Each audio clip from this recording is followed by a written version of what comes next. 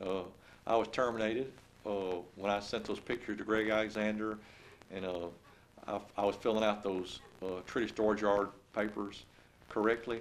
And I told him, with all the lawsuits going on and the thing going on in the community, that I didn't think that we should be hiding stuff anymore. And he told me, that they would do an investigation of it. And the next thing I know, like January the 2nd, I was terminated. This was 2002.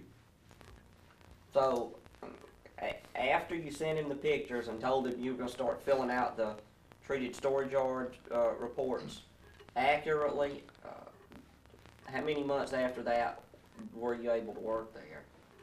Well, actually, I started filling out the treated storage yard reports very accurately in September. So September. Of 2002. Right, September, October, November, and December.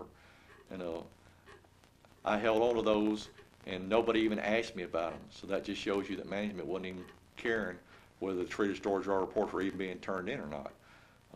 Because you kept 4 months of EPA reports, right, and nobody even asked you where they were. That's correct. Nobody even asked me where they was, didn't even know they were missing. So then, I told them, I said, hey, I've got these reports, and they're not, I've done them right, and I've got pictures that shows that these reports were done right, so that you can't say that I lied about them, and you can't say that I falsified them, because the reason I took the pictures was to show you that what I'm doing is correct. And they said, Greg Alexander said, I'm going to do an investigation of it, and the next investigation there is you're terminated unless you give us those documents. And I kept the documents because it was the only way that I could prove that what I was telling was the truth.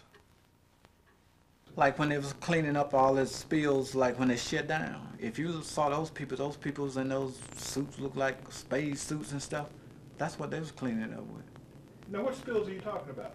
When they got ready to shut the plant down and they tore all the building down, yeah. Well, you still had spills of creosote on the ground. But those people were well protected to clean that up. But we just had on our uniform. Some of us in uniform, some of us had on our regular work clothes.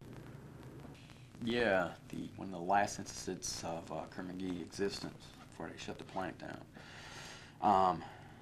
Supervisors are supposed to be there watching contractors do work on the plant. As the contractors were on the plant, they were working on behind the cylinders. As a matter of fact, there's tanks with tubes behind the cylinders on this wall. Lack of a supervisor being here, the contractor took on themselves to get lucky and take one of the tanks down. Well, they picked the wrong one. The wrong tank actually fell down because it was supposed to be empty. Both tanks were supposed to be empty. Well, they took one of them down. It fell so heavy, fell on the ground, exploded, creosote all over the ground. And lack of a supervisor, it could have been prevented because the supervisor did not show up until after they noticed that cylinder had fallen on the ground. My brother used to work out there, Joe Roberts, in the back. He used to work as an apprentice in the back of the mill, which is right directly from the cylinder, in the back of the cylinders itself. He said he wasn't falling down, it was exploding all over the ground. He said it was only a couple gallons. He said it was more than a couple gallons. I mean, he said it blew everywhere. I mean, it was a large container. He said he was guessing that the tank could hold about 55 gallons, plus the tubing itself. We hang signs up saying we're going to be environmentally responsible. We're going to be, we care, a company that cares about the community. But yet we're plowing creosote into the ground knowing that when it rains it's going into the ditches. How is that we care?